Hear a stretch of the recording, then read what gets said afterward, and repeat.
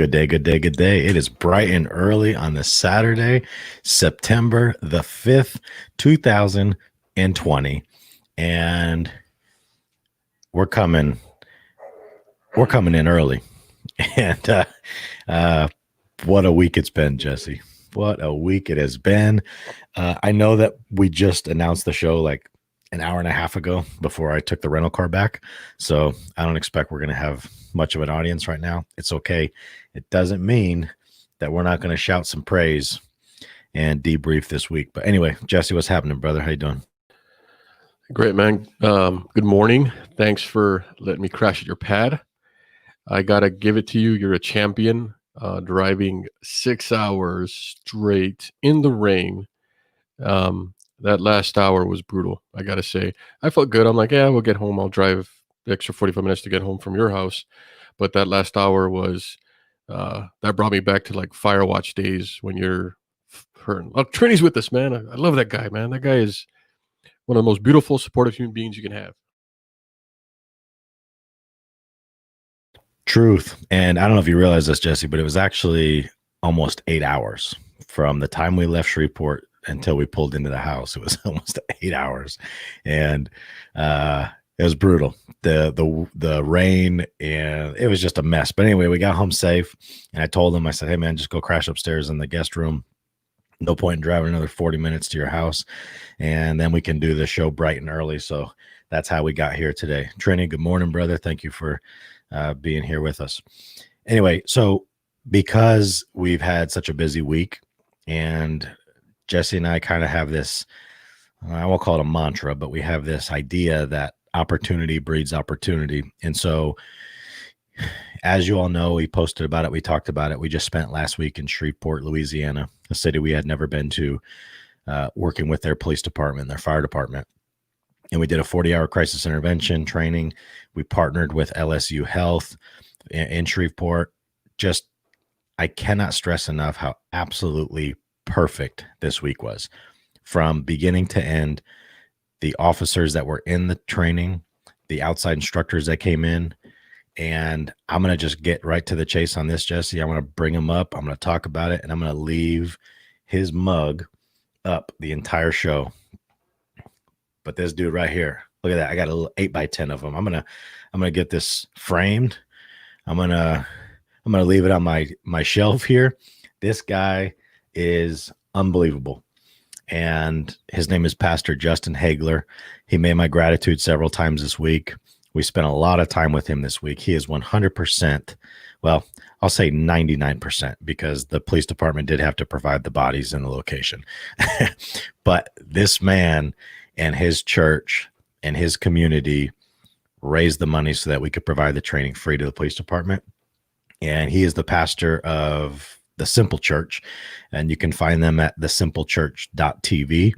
Incredible, absolutely incredible. And their motto is love God, love people, solve problems. And this guy is a problem solver.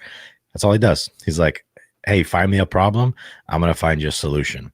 And he said, in a world right now filled with problems, we need solutions, and we need people to stop pointing fingers. And I'm like, wait a minute, man, I just heard our business name in that little formula you just came up with. So we are solution oriented. We don't point fingers. And so anyway, it was just a fun little play, but I love this man. I absolutely love this man, even though he's only been in my life for probably 2.5 months. And I just met him last week. I can say without a doubt, Pastor Hagler, I love you, dude. Such a great guy.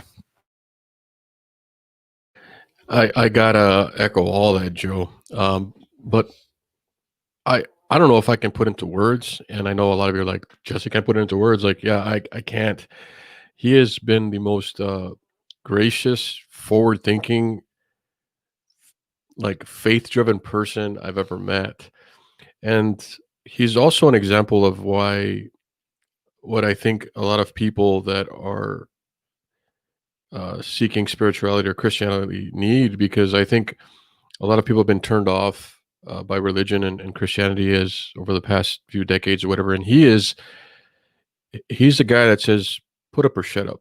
He has been doing amazing things for the globe, major social issues like water droughts in third world countries. He's building wells. And then he sees a documentary, right? He sees Joe He watches Crisis Cops and just feels compelled to reach out to Joe and thinks, you know what, this community needs that.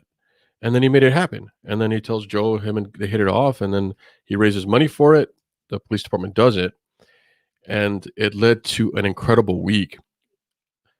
I'm inspired by this man. He's a gracious host, super good person. And moreover, he has just been showering us with support. And I find that amazing. A guy that's as busy as this man, he's got a lot on his plate, but he made all the time in the world to make sure that we were successful this week. And moreover, he sees the benefit of what we're doing for both the community and the police department. This week has been phenomenal. And it's all really because of him. Yeah. And, I understand that a lot of people in our audience, Jesse, are just fans of us, supporters of us, families of us. And so they don't understand fully what goes into one of these trainings. And what they do know is that, hey, things in law enforcement need to change for the better.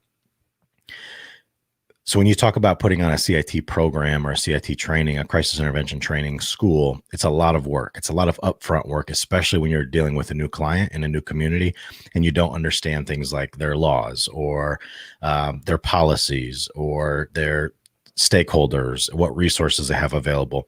And so there's a lot of work that goes into it on the front end to try and get a better grasp of what's happening locally so that we can show up and make sure that our training really does fit their situation. What we don't do, and we've never done, is say, hey, our training is what it is, and we're just going to go and deliver it to you as is. We've never done that because what we understand is that while we believe in a quasi-standardized CIT approach, definitely in like the framework, what's always going to change is the courses relating to the laws, the courses relating to the resources available, the courses relating to the availability of collaboration in the community. And what I loved about this model is we understand, this whole movement of defunding the police and budgets are tight. COVID strapped everybody. A church stepped up because, again, of Pastor Hagler. I'm gonna call him Justin, my dude, my brother. But because Justin was willing to step up and just take a chance. This guy didn't know me. He just saw the documentary, reached out, sent me an email. He said, dude, you might think I'm crazy, but I want to bring you out here and help our police department. Is that something that you could do? The answer is yes. We had a couple phone calls and he was like, all right, just tell me what you need. We're going to make it happen. And I mean, literally just like that. He, through his community, because of how he portrayed the message and the need for what we're doing, was able to raise the money in one day. It's nothing lucrative. It's just, again, it's to get our time to get out there, to set everything up, again, the front end work, and then to sustain it. But not only that, not only did he raise the money to get us out there for our time for the week, this guy showed up every single day providing lunch. And I'm not talking like a box lunch, some like Louisiana Cajun, like 4.5-star restaurant food, gumbo, jambalaya, loaded mac and cheese, which had like crawfish and sausage, and it was ridiculous. And fed these officers, these men and women, the firefighters, every single day. And then showed up on Thursday and brought like his cooking team and cooked for him. Unbelievable. And asked for nothing. He didn't like say, hey, every day, can I pray for the group, or can I get people to come to my church? Can I promote the simple church? Not one time did he say who he worked with, where he was from. Like, not one time did he push his agenda. It's a phenomenal model that we didn't really realize. I mean, we understood the importance of collaboration, to be sure. Again, our training, we grew up doing training in a church that was funded by a hospital. But to have the church actually raise the money to say, hey, we want to host this, unbelievable. And then, Jesse, why don't you, and I'm going to just throw you on the spot because we did no preparation for this show, but why don't you talk a little bit about, I actually just forgot my question. And the reason I did, I'm just being honest, is because I'm going to blow you up full screen just because I want to upload the picture of the class, just because I want to show the class. And so, hey, how about this? Talk about whatever you want for 2 minutes. Let me get this picture uploaded. We'll go from there. You know what I could do And that's a shot to him. I love quoting him. And before I talk about the week, I can develop the week for you guys, which is pretty cool. Um, Thanks, Trini. Thank you for saying that because he does deserve it all. Um, the guy was phenomenal, and he's he didn't bring us because he thinks that there's something wrong with the police. He just wanted something better for the community, and he thinks that things can be done better. And he loves police. He does. A lot of his friends were police. Like one of the SWAT guys, firearms instructors, like lead tactics instructor for the cadets at the academy, was also his like uh, band, choir, guitar shredder player. Like I mean, the guy has phenomenal relations with everybody. Everyone loved him, and so he loves the police. But he just knows that there is a better way to do things on some aspects. Like their training's always good. So what's interesting about this, like he sets it up, and of course, with police, our trait is innately to be cynical. So right away they're like, "Well, what is this? Who are these guys? Why do you want to bring them here? Like, what are they going to offer?" And they said, "You know what? Fine, bring them for 1 week, and then we'll do a train the trainer." Now, on its face, Joe and I have always pushed back from that. I don't. I know with a lot of training curriculums, maybe you can do that. You can give them a skill, then teach them how to teach that skill, and then you're gone. But this program is quite complex. One, because Joe and I have a lot of experience doing it. Joe and I are extremely good at it, specifically Joe. And then I have a different skill set that is kind of broad across uh, criminology and the criminal justice sciences that kind of puts things all together. And it's a rare thing. We're starting to see why it's so unique. But we said, you know what? We're not going to argue with the client. I don't know if that's feasible, but we're going to give you what you want, right? Joe and I are happy to go back to work. We've been excited. Let's do it. Usually, when we give a school on Monday, people are like, "What is going on? Who are these guys? Why? What is this?" They're coming in upset. They don't know what they're there for. And then Tuesday, they're like, "Eh." And Wednesday, like they're like, "Whoa, okay." And by Friday, we're all buddies. We're all taking selfies and we're all exchanging numbers. We're high fiving, and it's great. I have to say, and I know Joe would agree with me, this was the most perfect CIT week we've ever had. From the community instructors, from how the material flowed, but it was really the participants. So these guys were hand selected by the academy staff, by the academy commander, Lieutenant Silva, who's awesome, amazing. He picked people in his department that were pretty much inclined to do this. So by Monday, they were staying after each class asking us questions. They were asking, how do we do this? By Tuesday, their Christ negotiator and academy sergeant was like, hey guys, are you really going to teach this and then come back in 2 weeks and then expect us to teach back to you? I'm like, that's what your department wanted. 3 of the sergeants came up, 2 officers all came up independently. They're like, we can't do what you guys are doing. There's no way. So what that led to was, hey, can you guys come do this for a while? We'll train a group of people. And then you start using us. They start using our own department model, how we build up people, bring people new to the unit. We build them up. We start putting them in because they had the experience. What was interesting about Louisiana is that state was ranked number 9 with the population of people with serious mental illness, which was pretty interesting. So they have this experience. But what that led to was them buying into a greater need for us. And I'll finish that story, but I think Joe has something for you now. I don't. Okay. I'm just listening to Jesse. Yeah. Okay.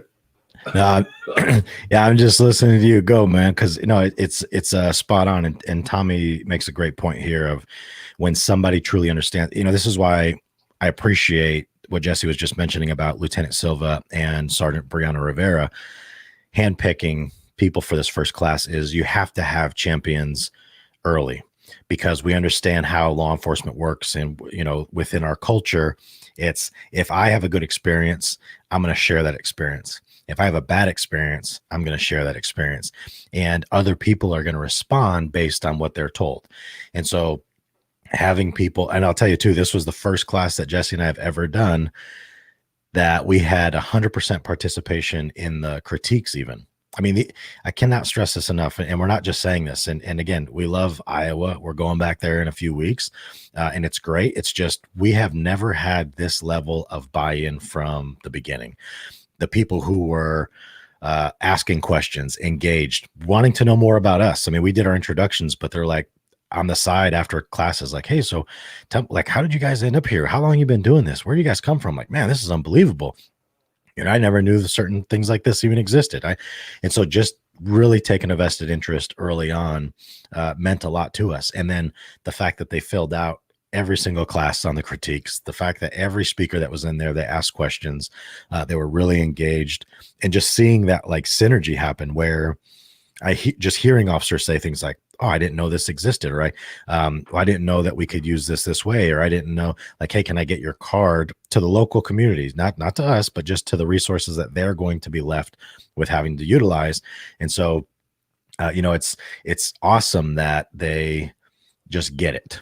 And, again, it's not like they didn't know what CIT was. Apparently, this is something that they've been asking for. The community is like, hey, for over a decade, we've been saying we need this, we need this, we need this. And so, again, my brother here in the 8x10, Justin, love you, dude, for him to just say, you know what, let's do it. Like, let's solve this problem. Let's quit talking about it for 10 years. Let's do it right now. And then here's what I want to wrap up with what Jesse said too is, and maybe he did, I'll be honest, I wasn't listening because I was focusing on doing something else, but did you close that loop, Jesse, about, the original plan was for us to just do this 1 week and then go do the trainer. And so the point he was making is, the actual participants, because this was a class of 22, and out of that 20, they were going to say, because 2 were fired, but out of that 20, they were going to say, okay, 10 of y'all are going to be trainers. And 10 of them were like, I mean, I love this. We are bought in, but I can't train. I don't want to train this. Like, no way. And we're definitely not going to be ready to go in 2 weeks. Like, it's not going to happen. And so the lieutenant, the academy commander, after he like sat in most of the week, I mean, he had to come and go, but he sat in most of the week and he got it really, really quickly. And he was like, hey guys, like, what do you recommend? Like, what's the best model and way to do this? And we told him, hey, look, based on our experience, we don't even let officers on the unit really like take this over or teach or run with it or have like the experience until they have at least a year on the unit. So, and these guys, these men and women are on patrol. They're in different units. They're at the academy. They're doing different things. And so just to say like, here you go, run with it. They're like, we don't have that level of experience. We don't have, I mean, we've dealt with these calls to be sure. So we put a proposal in just like on a napkin of like, hey, look, these are dates that we could do. We recommend doing at least 3 of these. That way we have a pool of 60. We have a pool of 60 officers that we can then choose 10 out of that want to do this, that feel like, yeah, I can do this. I want to get behind this. And then we'll do a train the trainer for that 10 of the 60. And after we do a 3-day certification course to make them crisis instructors and give them the material and make them create classes and teach back to us, plus facilitate role plays and have them grade role plays and things like that, because it's so important. Then they're going to run a 40-hour school on their own that we will just then audit, and we'll just kind of sit back and watch it. And I mean, we'll provide help if needed, but we're essentially there just to grade them and make sure we're flies on the walls. If we weren't here, what would this look like? They're going to have to schedule instructors. They're going to have to worry about location, food, role players, time, like everything's on them. And then we just can say like, yeah, you guys got it, or hey, we need to work on this. And they immediately were like, okay, let's do it. We're going to talk to the chief.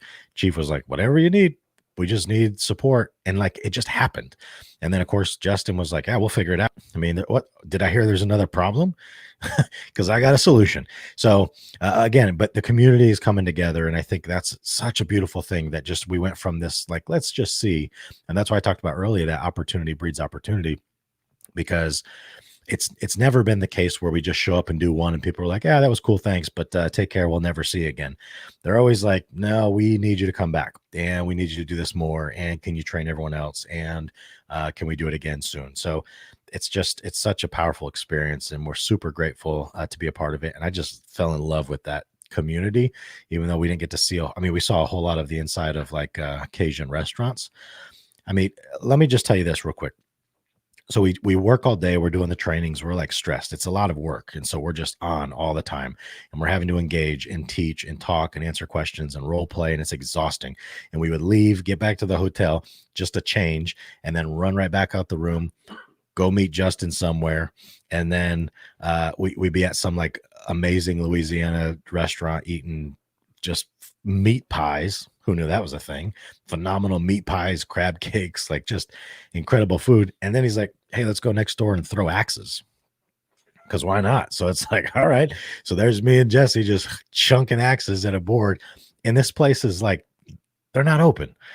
But this is the kind of guy he is. He's like, no, I call my buddy and we're just going to like, it's just VIP treatment for y'all, man. And just took care of us. I mean, and that was daily. And then he takes us to his church, which is in a convention center, massive operation. And he's like, come watch band practice. And I got some cool drone footage that I'll upload here this week. But just such a great time, such a great week, great people. I mean, even the chief came in and said hello to us, as busy as he was, which we appreciated. So anyway, I'm just rambling with gratitude, but it's a beautiful thing. I'll let you get some of those comments there, Joe. Also, I have to say, like, when we went to him very timidly, like, hey, I know you just raised all this money for us to come 2 times. They want us to come back 4 more. And thanks, Tommy. I appreciate it. Raymond, I'll get to your comment in a second. I think it's important we answer that. My favorite guitar player in the world, Jeremy Spencer. You are a beautiful man. Thank you, sir. And he didn't even bat an eye. Like, he's like, another problem to solve, we'll do it. No worries. You tell him not to worry about that. We just want to make sure it's done. He didn't ask for recognition. He said, normally people want credit for what they do. He didn't want any. Like, he wanted it to go to the department. He wanted them to get the credit for doing this, because really he sees the benefit of the community and the benefit to law enforcement.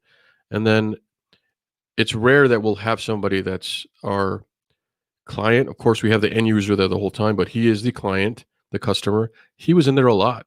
He was listening and taking notes, and he was blown away.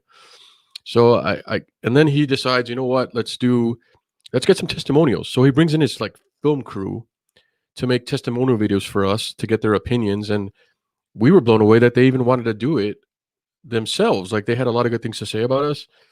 He put us on his show, like his YouTube channel. Like, we did a show with him. Just a gracious man. And I can't wait to go back and hang out with him. But we'll discuss Raymond Ramos' question. I imagine that she's referring to your thin blue line sticker and what she believes it to be. So the only thing I would say is ask her what she thinks it means. Listen to her. Validate why she thinks it means that. And then explain what it means to you. And hopefully you can bridge that conversation. Because what I found is, I think what we're not doing enough is listening to each other. Find someone that disagrees with you completely. Joe says this all the time. And talk to them. Hear them out. Learn about why they think this way. I think we're in a culture now where we're just dismissing what other people believe because we believe they're wrong, and it doesn't matter. But it's a great time to have conversation. So hopefully your daughter really understands what that flag means, because there's a huge negative connotation related to that flag these days, and that just starts with being divided. But that does not what it means to us. So thanks for mentioning that. Great question. What has Elizabeth got? What is she saying? She's just saying hello, and she's glad that he got us on video, which is fantastic. And no, so he's going to send us the raw of everything, but he also has his team creating some like promo videos, hype videos, just different marketing stuff. What he also did, and again, this is just, he brought in his video team to that. I'm super excited about this because I haven't seen it yet, but he set up, and I don't want to do too much of a spoiler alert, but I'm just going to tell you. So he was able to basically commandeer their shooting range, which is indoor, and it's like one of those electric ones where it's got the targets on tracks. And They brought in lights. This guy does not do anything like half-hearted. So he brought in lights. He brought in like 3 camera setup, and the way they like lit up, it's just a black background with these silhouette targets, and then you've got the stool. And so it's just this beautiful contrast of, here we are in a shooting range at a police academy, yet we're talking about like emotions and feelings and mental health and how to better serve people. It was just a brilliant idea. And so I don't know what that footage looks like, but he asked for volunteers from the class. Again, this is a classroom filled with men and women in law enforcement and the fire department. And he said, hey, look, I'm just trying to help Joe and Jesse out here. I'm trying to help them with their business. If any of y'all would be comfortable coming in just for a couple minutes to provide a little testimonial, I'll ask you a question or two, but just to help them out so we can get some video. I think almost the entire class was like, yep, sign me up. I'm in. I want to go talk about this. I want to answer these questions. I want to help these guys out, which meant so much to us. And then when I went in at the end, Jesse and I were the last ones to go, and we weren't in there. So I have no clue what was said. But Justin was like, hey man, like, you can't make this stuff up. Like, people might assume that you prepped them or told them what to say, which I assure you we did not. But he said, you cannot make this stuff up, what these people were saying. He goes, you just basically have a sales force now of 20 people, where these men and women like absolutely love what you're doing, and their willingness to share on camera, like just that moment of vulnerability of like what their expectation was or what their belief was before the training and then coming in. Because we always ask them Monday morning, Jess and I will stand up there and say, okay, tell me about yourself. Do you want to be here? Were you told to be here? And half of the class, it was interesting. We've never heard this response, but in understanding human behavior and the whole follower mentality. So like the first or second guy was like, it's a little both for me. I was told to be here, but I also think I'm excited to be here. So a little both. And then like the next 9 were like, yeah, a little both. And I'm like, we've never heard this before. Now all of a sudden, all of you are a little both. But it was fascinating because there was some reservation. There was some hesitation on behalf of the officers, which we get. I mean, we've been doing this for over a decade. I get it. But to see them by like Monday afternoon, and when we were reading the critiques, it took Jesse almost 2 hours to it's just this thing we do. Either when we're driving to the airport or when we're driving home, he'll read the critiques out loud while I'm driving. And it took almost 2 hours because, again, everybody had something to say in every class. And it was so interesting on the first class, which is just introductions. It's introduction and then like YCIT, which is not a riveting class, but they were like, I was sold here. I was bought in. Like, these guys are credible. This is amazing. I didn't know about being here, but now I'm excited. Monday morning, I'm like, good Lord. I mean, it's just such an easy crowd to please. So bananas. Yeah, so I mentioned earlier that they were hand selected, but not because these guys were all like progressive thinkers. A lot of them had very negative perceptions, and like all law enforcement right now, they're a little jaded. You could tell their morale's been hit. Their views were the same as any patrol officer we come across, and some of them had been working in a very, very rough neighborhood, and we started to understand the culture really fast, and they had these negative beliefs about the people that they were dealing with, the people that were frequently, being hospitalized or on drugs and you name it. But they quickly learned that we knew what we were talking about. And that was, and then what I love the most is whenever we're saying things and light bulbs click on for them, that's validated in something they've experienced or something they know, or something that we say, then we bring an MD in and they something. So everything was validated. It was just online. I mean, I can go on and go on up, excuse me, about how amazing this week was, but it really, really was. And I'm excited for what's going to happen. But essentially, we're going to teach a percentage of their officers. Then we're going to develop our first ever Solution Point Plus Crisis Intervention Instructor Certification course. And that's what we're doing right now. Yeah. And Jesse, I have a question I'm going to toss to you in a second, but I'll answer it first. But I'm curious if you have any just like anecdote that stood out for you on something that was said or an experience that really stuck out for the week. And there was a couple for me, but one of them that I thought was very interesting was from a sergeant, and Sergeant Susan Mendels. And she's sitting in the back of the class, and she was showing us this like video or something that like this neighborhood watch group or Facebook or something. And and she was talking about how someone was calling the police saying that this woman was acting strange and she was walking around the neighborhood peeking into people's windows. And so she was like, yeah, my whole thing is like, just call the police and get her arrested, like get her out of there, she's causing problems. But like somebody put like something's off with her, she doesn't seem right. And she goes, and I've been doing this a long time. And she goes, my initial instinct right away is like, just send a patrol officer out there, snatch her up, take her to jail. And she's like, and yet here I am finding myself now saying like, I wonder what's wrong with her. And I wonder if she needs help, because that's not normal behavior. Maybe there's an opportunity to help her.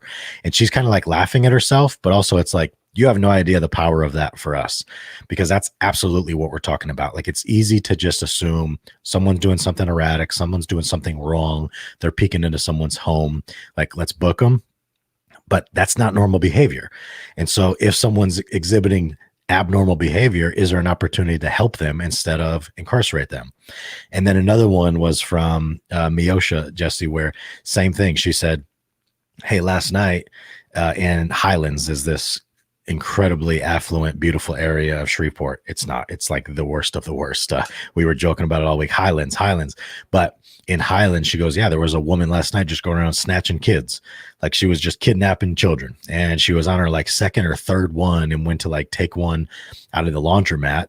And the mother was in there of that child. And the mother apparently just like beat this girl that was very, very sick, on drugs, I believe.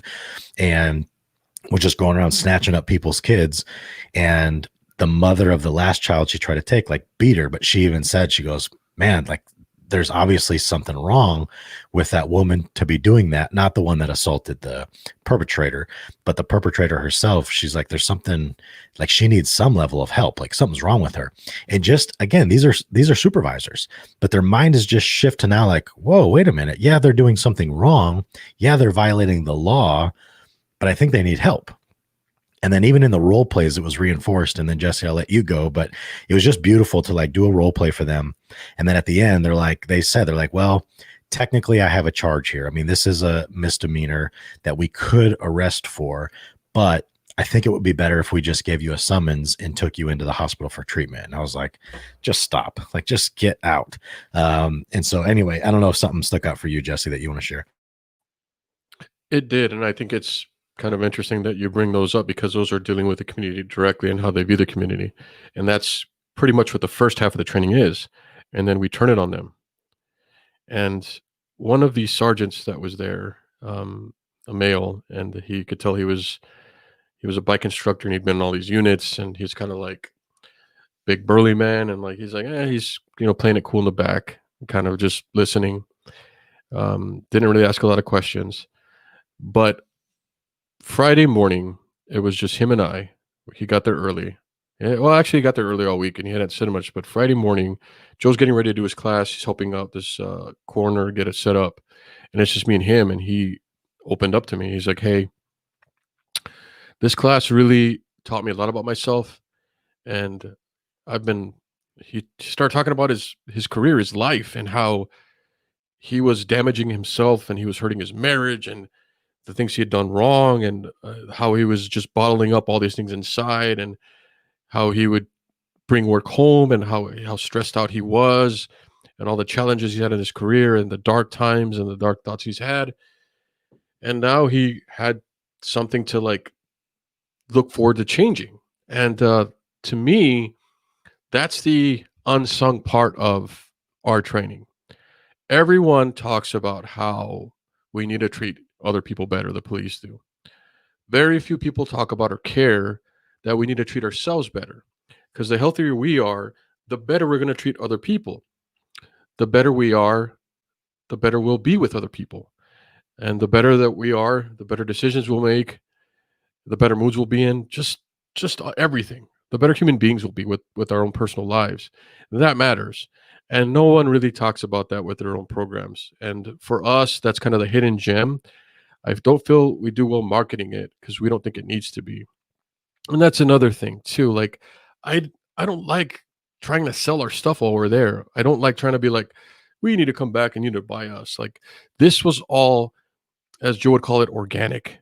These were themselves saying, hey, we need more of this. We didn't ask for any of it.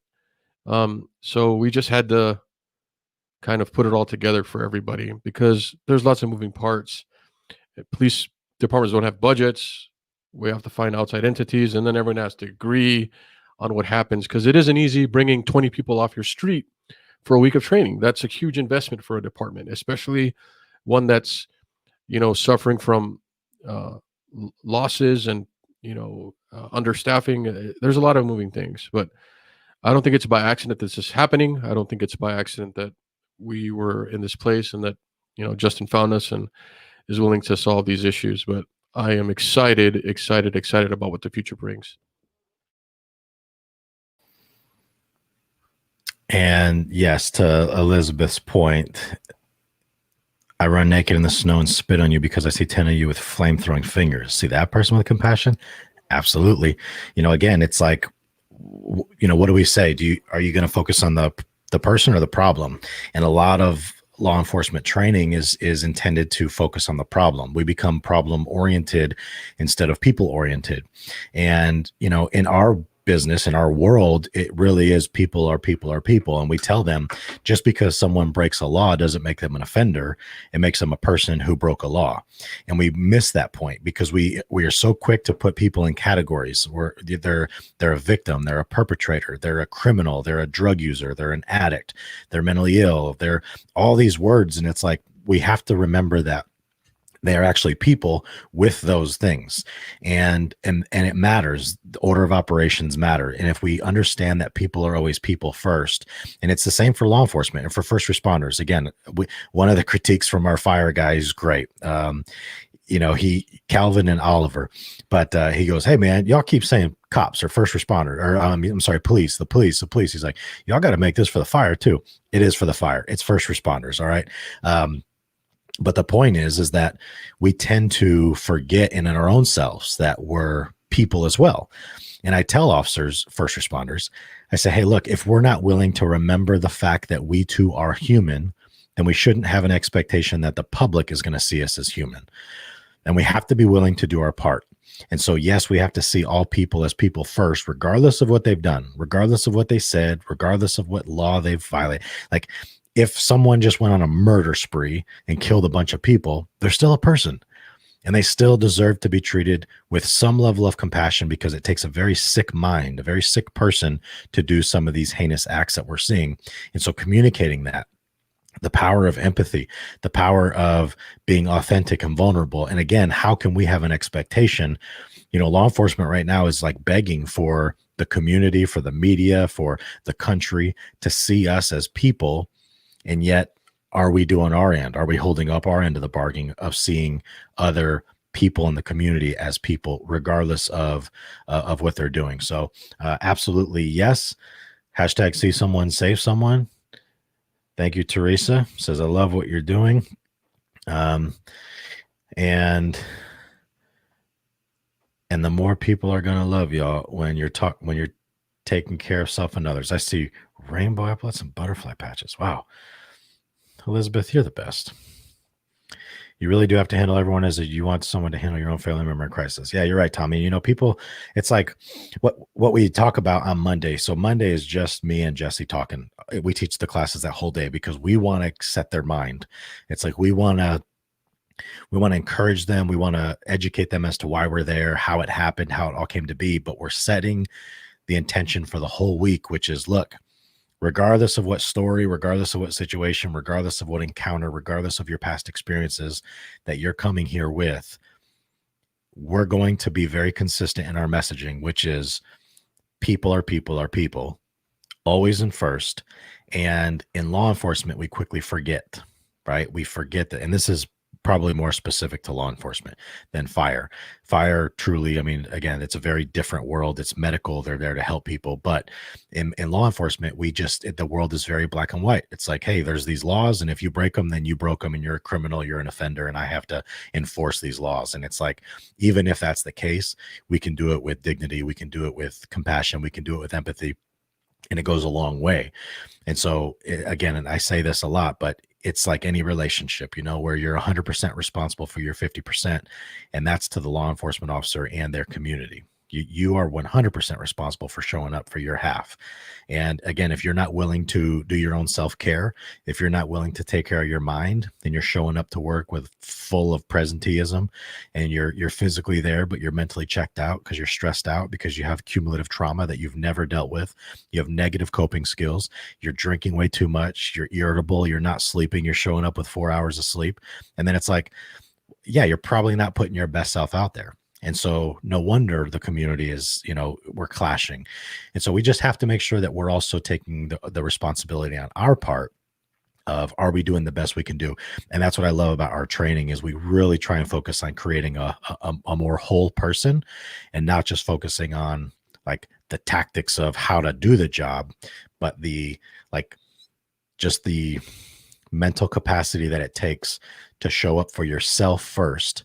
Being selfish is good when you talk about self-care and wellness, so that you can put your best self out into the community each and every day. So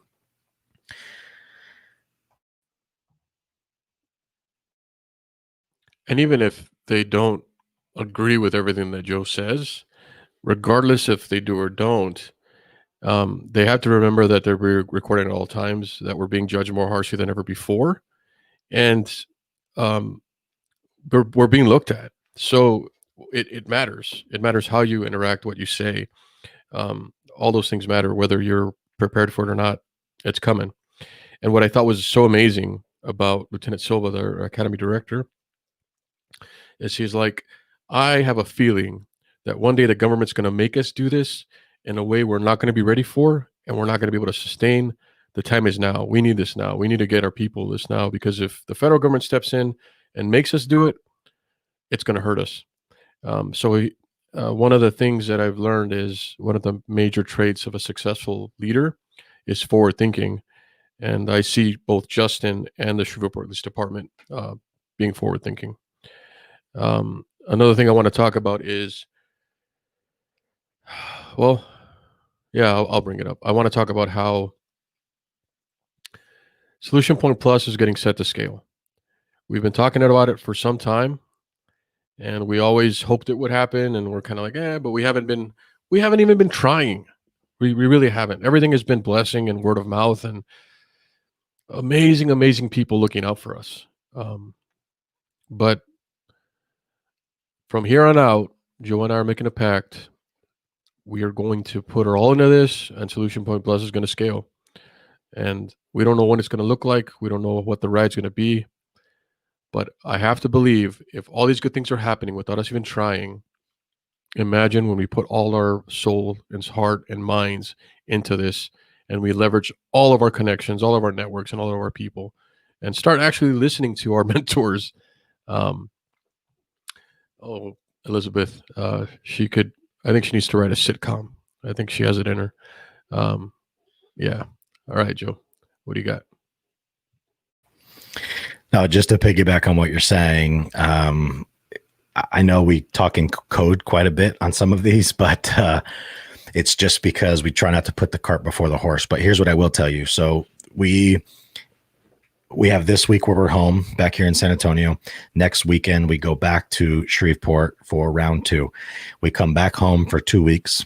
2 weeks later, we are in Iowa for back-to-back weeks. So we're going to be in the northern part of Iowa, Black Hawk County. Then we're going to South Central Behavioral Health Region in Iowa. We have back-to-back schools there.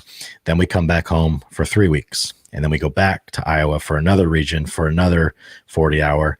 We come back for 3 weeks and we go back. So in between that, we also have 2 more Shreveport.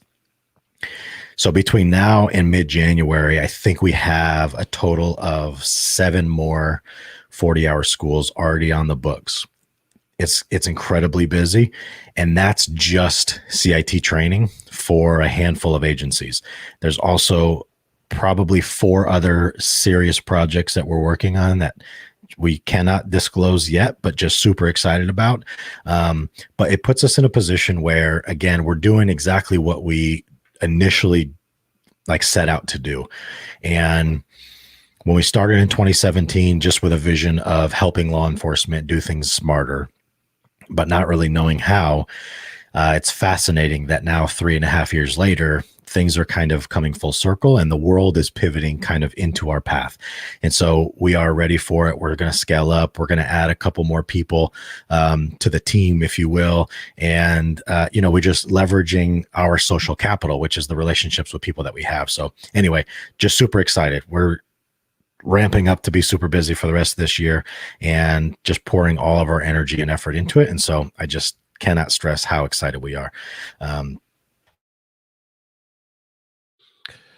So normally we do this, right? We end the show. We're going to close here, and we bring up something that we want to leave with. And I just want to say that all these things have happened, and I don't want to say it's been by accident, but I think by something beyond our even understanding. I really believe that. I have faith in it. I also wanted to give a shout out to my brother-in-law, Robert, for giving me this cool U.S. Marine Corps kind of a timeline here, the history of the Marines. It kind of goes in a timeline of when we started to where we're at now in the different uniforms and history. I thought that was really cool. So I wanted to thank him for that. If you don't have a chance, I really recommend checking out his podcast. It's on Facebook Live also, and it's called the Endgame Podcast. And it has, two veterans that really understand geopolitics and a lot of social issues, and they actually look at it from a biblical perspective also. And they are really smart guys, breaking it down and things to think about. So the Endgame Podcast, really cool. I'm really proud of him. Very, very heavy stuff. But if you like geopolitics and from a kind of a centrist perspective, I recommend watching it. But I digress. So where we're at, what has been interesting to me is all along this path, Joe and I have done things and we didn't know honestly what the heck we were doing. Thank you, Andres. Andres saying if there's another Pastor Higler out there that raises money or training to get to their community, will there be a way that we as your audience can donate towards? I'm sure every little can help. We'll definitely start showing that. We're working on that video. We'll get you that. That's a great question, Andres. And Joe said if there's one Pastor Higler, maybe there's 3, 4, or 5 out there. Who knows? But it brings me to this point. We don't really know what we're doing most of this time. We really, really don't. And thanks, Andres. He's always watching, is always supporting fellow Carrizo Springs man right there.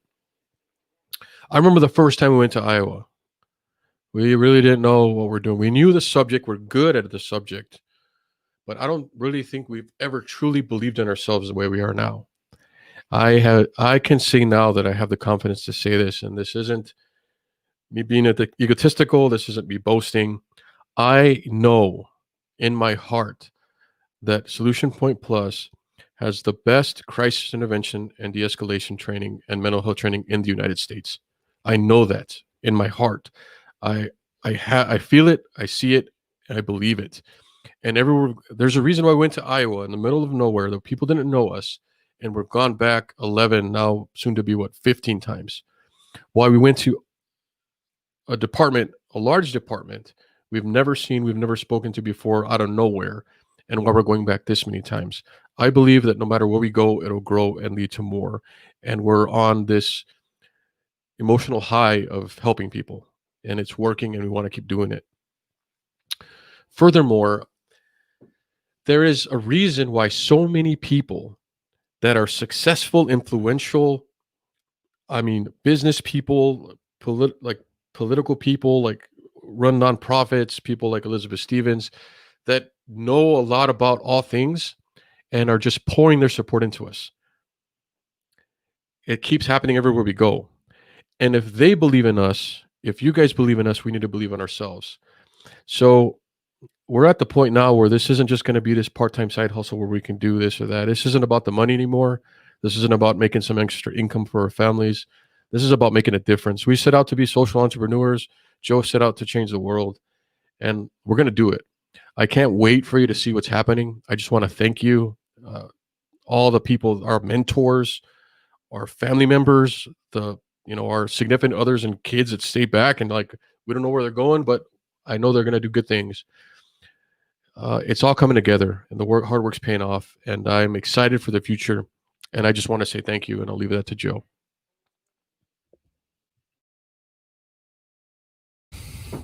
Dang. It's like y'all couldn't see me, but I was like, oh, it's like he's hyping me up. I'm feeling all this pressure right now to go change the world. But it starts with me, right? And so I think it's a beautiful thing, and we are ready. And real quick, before I wrap, I appreciate everyone that's been here. Trini, I don't know if you're still here, but my wife brings up a good point that when we're in Louisiana, when we're in Iowa, when we go back and do these schools, we will be pimping out your conference in April of next year, because again, these officers are so influenced by what we're doing. We can tell them it's a conference on like how to carve wood and make elephants, and I think they would follow us. So I think, helping get butts and seats, I think, at this conference, which is going to be life-changing. I really believe Trinidad's conference in April here in San Antonio is going to save first responders' lives. And so I appreciate that nudge. Jesse, I love what you just said. I believe in you. I believe in us, and I believe in the people that believe in us, because again, our mission really has changed. I'll be honest. It's weird. It's awkward. It's uncomfortable, but I think, no one starts a business not thinking about some financial gain. I don't know of anyone that's like, I want to do a business because I hope to make no money.